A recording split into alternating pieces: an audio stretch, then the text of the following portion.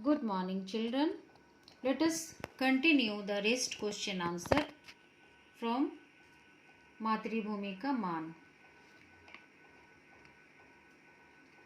13 number beat.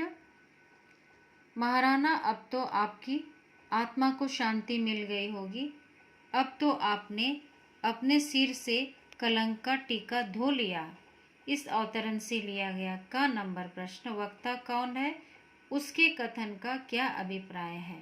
उत्तर होगा, यहाँ वक्ता चारिणी है जो घूम घूम कर राजपूतों की वीरता की गाथा का गान करती है।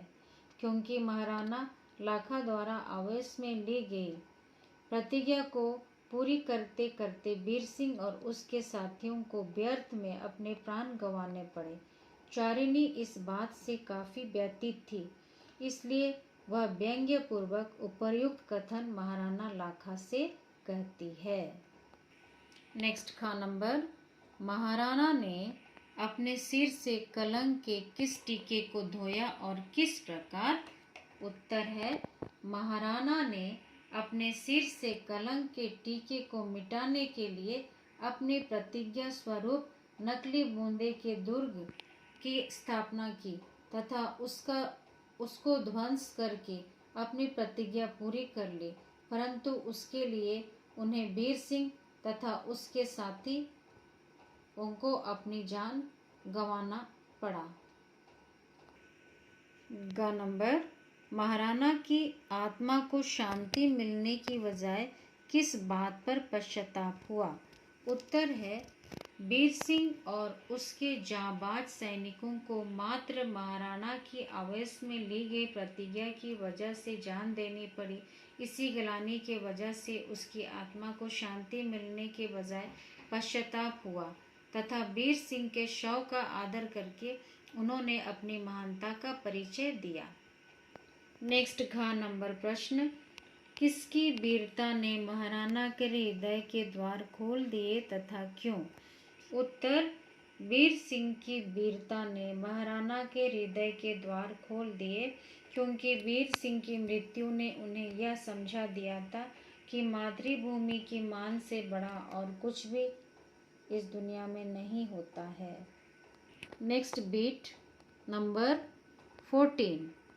वीर सिंह की वीरता ने मेरे हृदय के द्वार खोल दिए, मेरी आँखों पर से पर्दा हटा दिया है। मैं देखता हूँ ऐसी वीर जाति को अधीन करने की अभिलाषा करना पागलपन है। इस अवतरण से लिया गया का नंबर प्रश्न। वीर सिंह ने किस वीरता का परिचय दिया? उत्तर है, वीर सिंह ने बूंदी के नकली किले को भी अपनी मातृभूमि मानकर उसके मान की रक्षा हेतु अपने प्राण न्यौछावर कर दिए। जब तक वह जीवित रहा उसने मेवाड़ के एक भी सैनिक को बूंदी के नकली किले में प्रवेश करने नहीं दिया।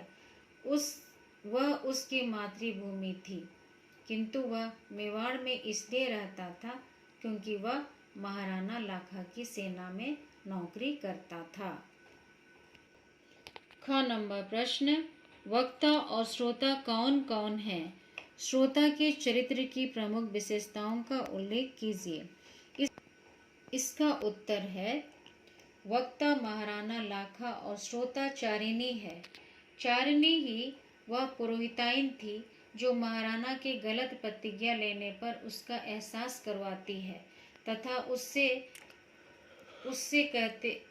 उससे हुए नुकसान को पूरी करने का उपाय भी सुझाती है। बिना डरे ही वीर सिंह की मृत्यु के लिए भी महाराणा को उत्तरदायित्व ठहराती है। अर्थात चारिणी एक समझदार, दूरदर्शी तथा निर्भीक महिला थी। नेक्स्ट ग नंबर प्रश्न।